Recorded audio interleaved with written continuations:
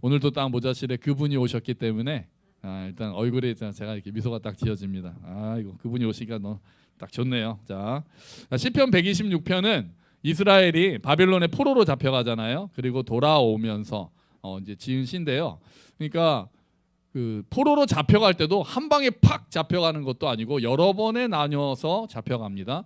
그리고 돌아올 때도 한 방에 빡 돌아오는 것이 아니고 여러 번에 걸쳐서 돌아옵니다. 그 중간에 이 시를 쓴 거라고 보고 있어요. 자, 그러면 이왕 포로 얘기가 나왔으니까 잠깐 우리 한번 짚고 가실게요, 여러분. 우리 이스라엘 역사, 왕정시대 역사 표로 한번 짚고 가겠습니다. 자, 긴장하시고 한번 정리해 보도록 하죠.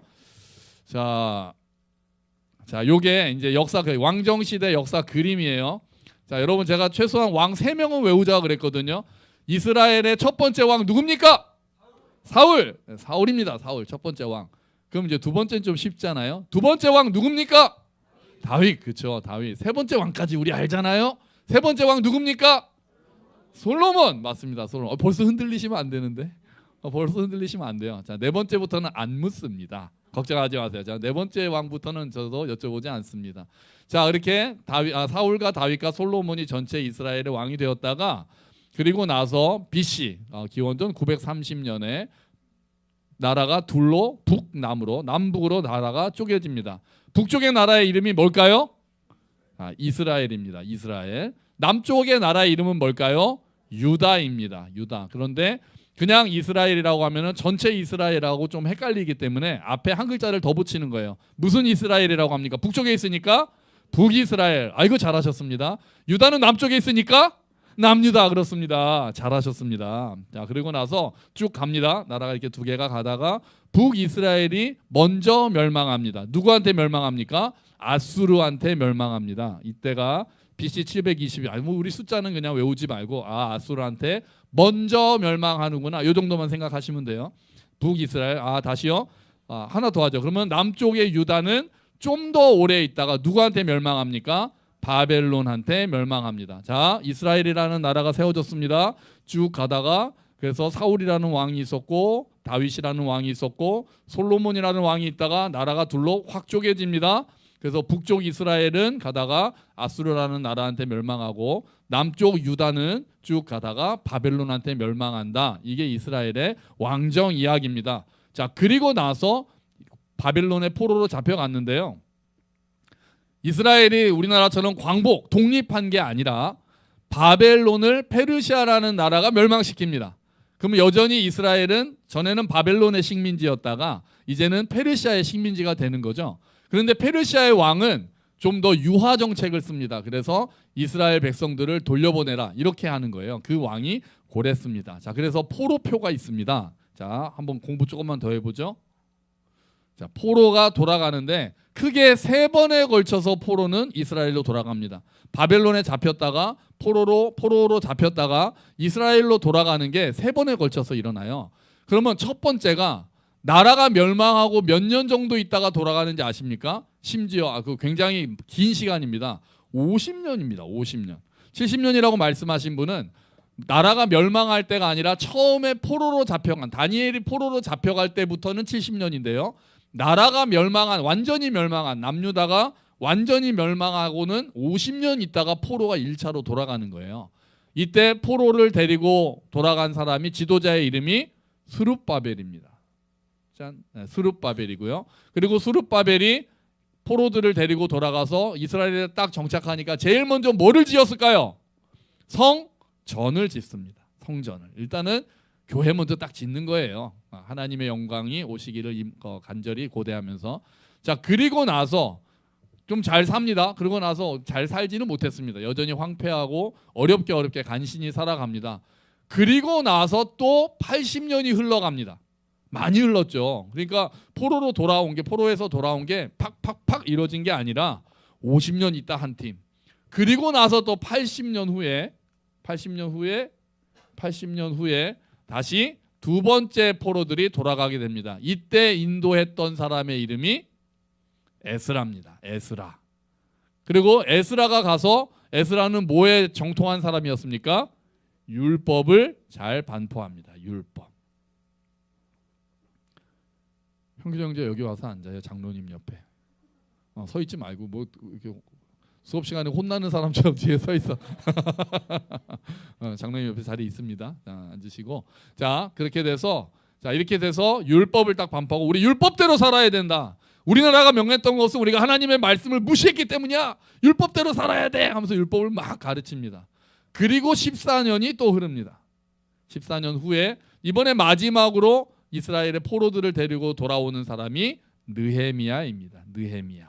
느헤미야는 와서 뭐를 짓습니까? 성벽을 짓습니다. 이렇게 포로 기한이 어느 정도 마무리가 되는 거예요. 정리되셨습니까? 다시 할까요? 처음부터. 뭐 기억은 못 하시더라도 정리는 되시죠? 처음에 이스라엘이라는 나라가 있었는데 남북으로 나뉘어서 북이 먼저 멸망하고 다음에 남쪽이 멸망했고, 그러다가 페르시아라는 나라가 지배자가 되면서 이스라엘에게 좀 더 부드러운 정책을 취해서 처음에 스룹바벨이라는 지도자가 데리고 가서 성전을 짓고, 그리고 80년이 지나서 에스라라는 지도자가 포로를 데려가서 율법을 가르치고, 14년이 지난 뒤에 느헤미야가 포로들을 데리고 가서 성벽을 건축한다. 이게 이스라엘 왕정 시대 그리고 포로 귀환 시대의 내용이 되는 거죠. 이 정도 우리가 기존에 가지고 이제 우리가 오늘 말씀을 보려고 하는 거예요. 그런데 오늘 말씀을 보면 1절에 한번 보시겠어요? 1절 126편 1절 말씀이요. 한번 읽어봅시다. 여호와께서 시온의 포로를 돌려보내실 때 우리는 꿈꾸는 것 같았도다. 이게 과거입니까? 현재입니까? 미래입니까? 이게 어려우세요? 큰일 났네. 자, 우리 유진이에게 지금 국어를 배우고 있는 아들, 유진이가 너무 잘 가르친다고 그냥 막 일타 강사라고 하던데, 자 나드야, 자 국어 배웠으니까 현재니 과거니 미래니? 맞아, 과거가 맞아요. 과거가 맞습니다. 과거예요. 그때잖아요. 그때 보내실 때 우리가 그러니까 야 그때 진짜 좋았어 이렇게 얘기하는 거야. 진짜 좋았어. 와 그때 진짜 꿈인가 생신가 했어. 야 우리 포로에서 돌아오다니. 과거를 회상하면서 야 우리 그때 정말 좋았지. 그런데 4절을 한번 읽어볼까요? 4절 같이 읽어봅시다. 여호와여 우리의 포로를 남방 친애들 같이 돌려보내소서. 자 이거는 현재 이루어진 일입니까? 아닙니까? 아니죠. 기도하는 거잖아요. 포로를 돌려보내달라고요. 아니 1절에서는 시온의 포로를 돌려보내셨을 때 우리 너무 좋았어 그러는데 4절에서는 포로를 돌려보내소서 이렇게 기도하는 거예요. 그러니까 아까 말씀드린 대로 없어졌네. 한 방에 다 간 게 아닌 거죠. 그러니까 처음에 일부가 갔을 때 너무 좋았고 그때를 생각하는 거예요. 그때 생각하면서 그때 너무 좋았는데 아직도 돌아오지 못한 사람들이 많으니까 하나님 나머지 사람들도 다 돌아오게 해주세요 라고 기도하는 내용이 126편인 거예요. 그럼 이제 이 시를 누가 지었을까라고 생각할 때 여러분 여기 후보를 보실 때 누가 지었을 가능성이 큰 것 같으세요? 많은 학자들이 에스라라고 봐요. 에스라가 아닐까 확실하진 않습니다. 그런데 전에 포로가 왔고 다음에 또 이렇게 기도하는 걸 봤을 때 에스라가 아닐까라고 추측을 합니다. 그런 거예요. 자, 이 상황에서 우리가 한번 보도록 하죠. 자, 포로들이 처음 이스라엘에서 돌아올 때 너무 감격해서 꿈인가 생시인가 했다고 합니다. 웃음이. 그러면서 2절을 한번 그때 좋았던 걸 한번 읽어볼까요? 2절 같이 읽어보죠. 그때 우리 입에는 웃음이 가득하고 우리 혀에는 찬양이 찼었도다. 그때 문나라 가운데서 말하기를 여호와께서 그들을 위하여 큰 일을 행하셨다 하였도다. 아멘. 그때 과거잖아요. 야 그때 진짜 좋았어. 우리 막 웃었잖아. 와 그때 그냥 찬양이 절로 나왔잖아. 와 꿈인가 생신가 했지. 그리고 다른 나라 사람들이 여호와께서 너희를 위해서 큰 일을 행하셨다라고 이야기했잖아. 그때가 정말 최고였다. 이렇게 기억을 하고 있는 거예요. 그런데 아직 돌아오지 못한 사람들이 있기 때문에 간구하고 있는 거죠. 그러니까 이스라엘이 포로에서 돌아온 게 아까 말씀드린 대로 이스라엘이 독립한 게 아니었어요. 지배자가 바뀐 거예요. 그런데 바뀐 지배자가 이스라엘 포로들을 돌려보내라고 했기 때문에 정말 예상치도 못한 은혜를 입게 된 거죠. 그때 너무 좋았던 걸 기억하는 거예요. 기쁨으로 가득 차 있어요. 그리고 나서 아직 돌아오지 못한 사람도 돌아오게 해달라고 기도합니다. 그런데 오늘 특별히 보려고 하는 거는 이제 5절 6절이에요. 5절 6절을 보니까 눈물과 기쁨이 연결됩니다. 우리 한번 5절 같이 한번 읽어볼까요? 눈물을 흘리며 씨를 뿌리는 자는 기쁨으로 거두리로다. 6절도 합시다. 울며 씨를 뿌리는 나가는 자는 반드시 기쁨으로 그 곡식단을 가지고 돌아오리로다. 아멘. 자, 지금 갑자기 눈물을 이야기가 나옵니다. 그러니까 지금 현재 상황이 쉽다는 얘기입니까? 안 쉽다는 얘기입니까? 안 쉽다는 얘기예요.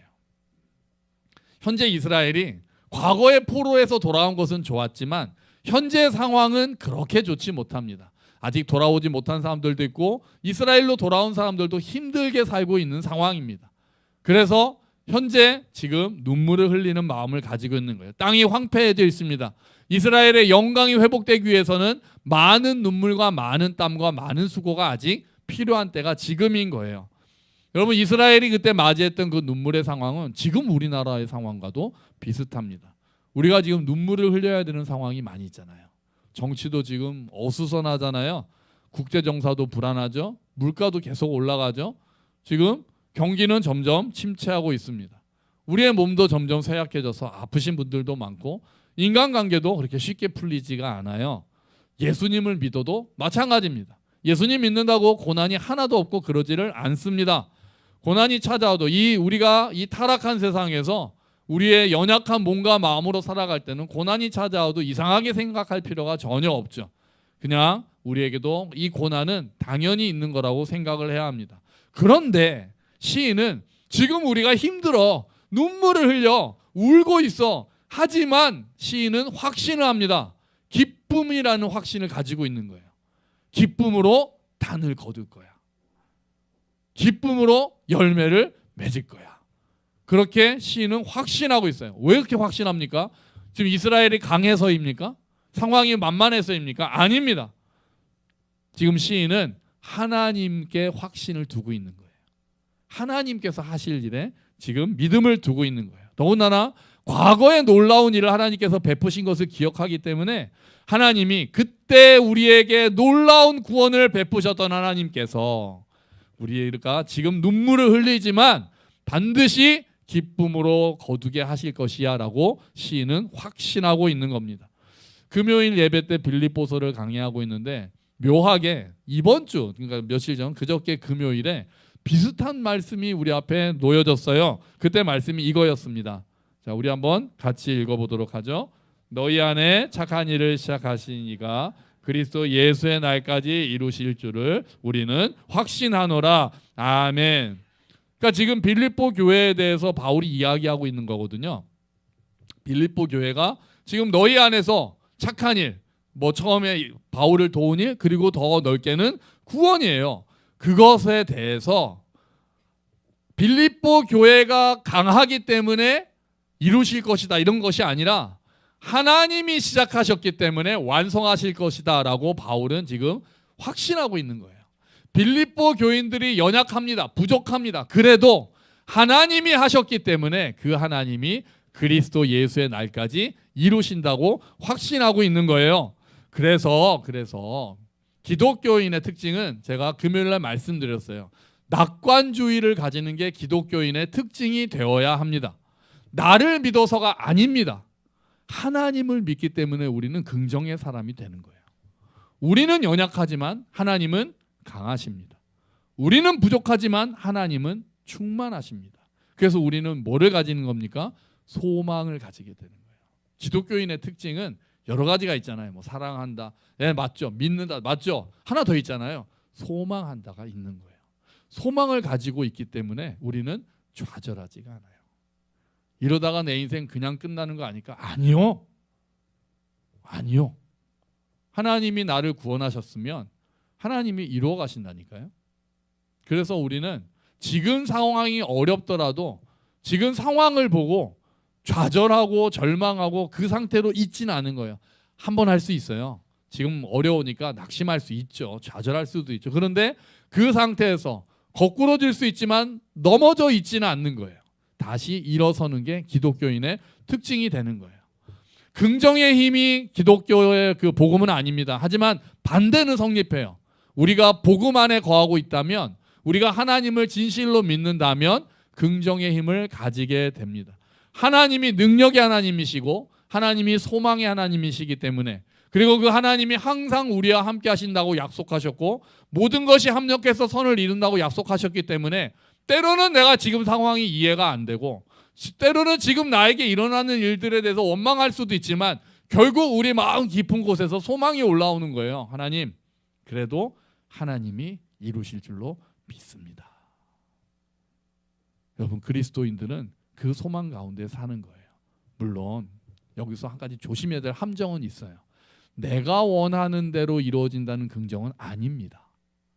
내가 원하는 대로 다 이루어지는 거는 아니에요. 기독교는 그런 거 아니에요. 하나님의 뜻이 이루어진다는 긍정입니다. 기독교에서의 말하는 긍정은 하나님의 뜻이 이루어진다는 거예요. 내가 원하는 대로 다 이루어진다는 건 마술이죠. 기독교는 그런 미신을 믿는 종교가 아니에요. 하나님의 뜻이 이루어지는 거고, 그러니까 내가 평안하고 내가 그 간에서 소망을 누리기 위해서는 먼저 그의 나라와 그의 의를 구하고 내 뜻을 하나님의 뜻에 맞춰가는 게 믿음이 성장하는 거예요.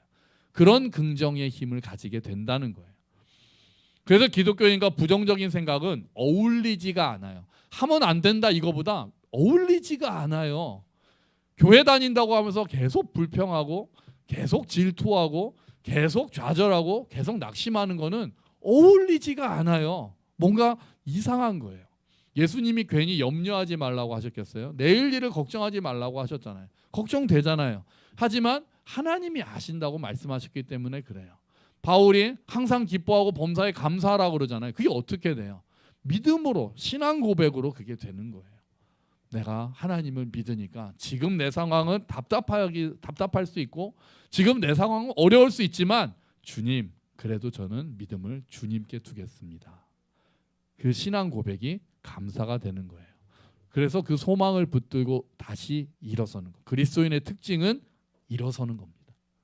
그냥 일어서는 게 아니라 다시 일어서는 겁니다.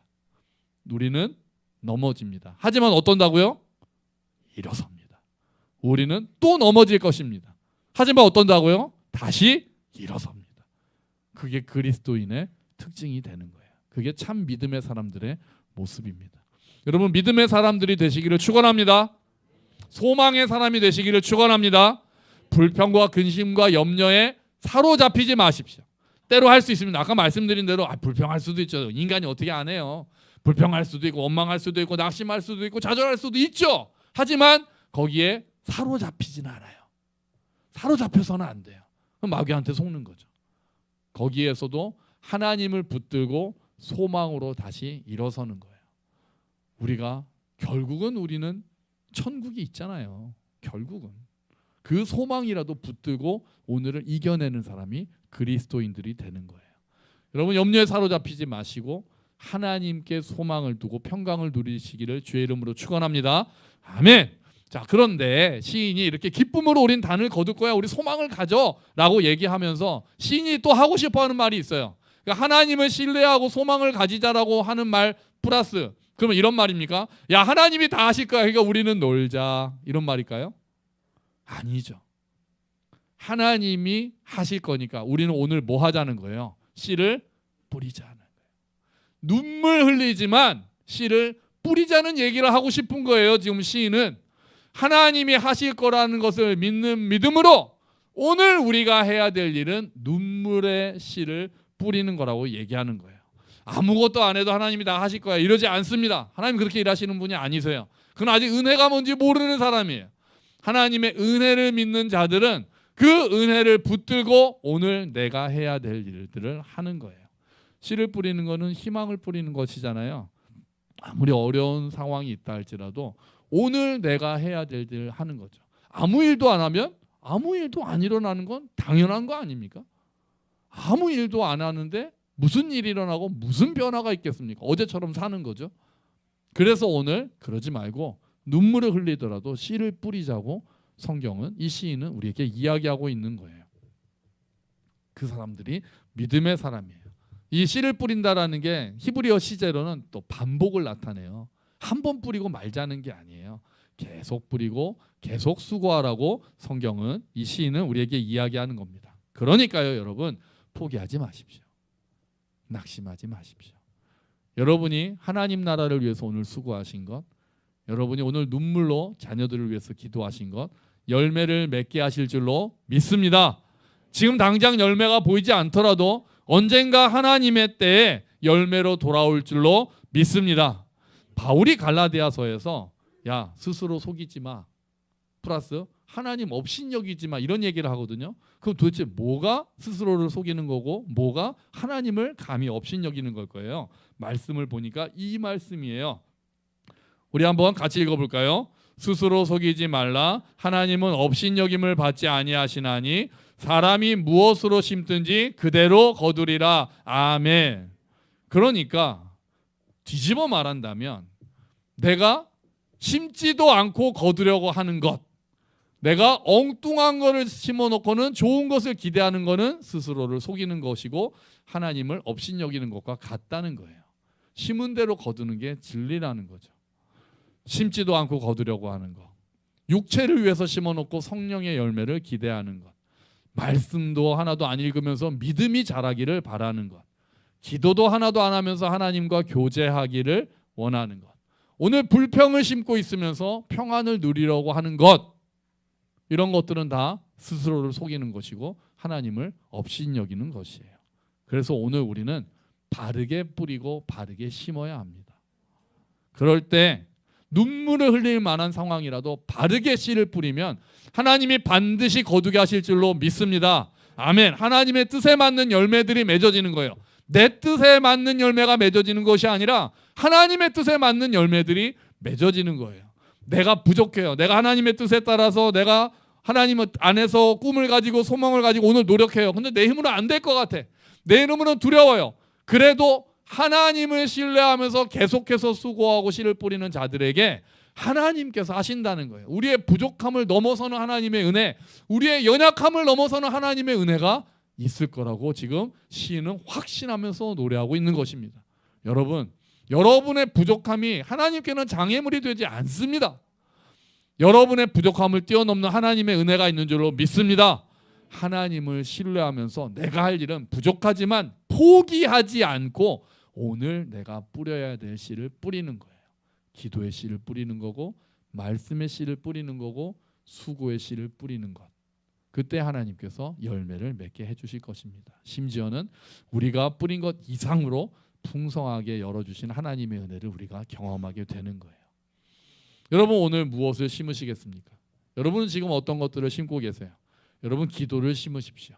말씀을 심으십시오. 감사를 심으십시오. 수고를 심으십시오.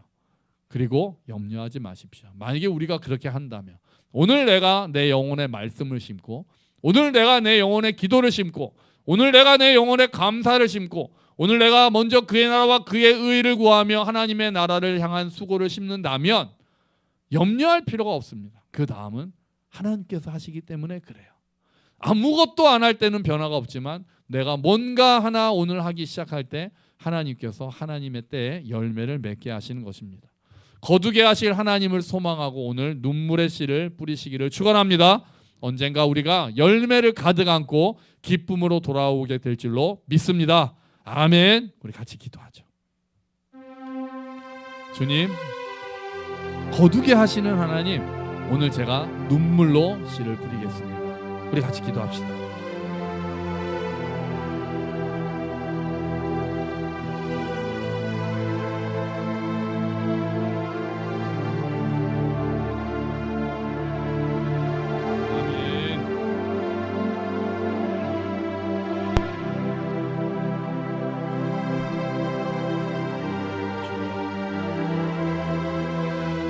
기쁨으로 단을 거둘 수 있도록 오늘 눈물로 씨를 뿌리는 우리 모두가 되게 하여 주시옵소서. 아버지, 힘들지만 포기하지 않게 하시고 낙심하지 않게 하시고 씨를 뿌리게 하여 주시옵소서. 주여 도와주시옵소서. 아멘. 감사합니다. 주님.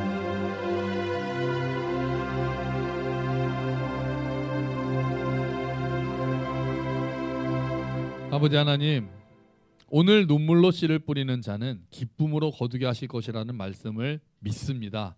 그래서 주님 오늘 눈물 흘리면서 힘들지만 정말 아무것도 하기 싫지만 오늘 눈물로 씨를 뿌리려고 고백합니다. 결심합니다. 주여 우리에게 힘 주시옵소서. 오늘 그렇게 기도를 심고 말씀을 심고 감사를 심는 자들에게 정말 하나님께 소망을 두게 하시고 그 하나님께서 하나님의 때에 기쁨으로 단을 거두며 웃으며 돌아올 날이 있다는 것을 믿고 오늘 낙심하지 않고 씨를 뿌릴 수 있도록 주님 도와주시옵소서. 주님께서 이루실 줄로 믿습니다. 우리 안에 착한 일을 시작하신 하나님이시니 정말 그리스도 예수의 날까지 이루실 것으로 확신합니다. 우리 모두가 긍정의 사람이 되게 하시고 소망의 사람이 될 수 있도록 도와주시옵소서. 감사합니다. 주님, 예수 그리스도의 이름으로 기도합니다. 아멘.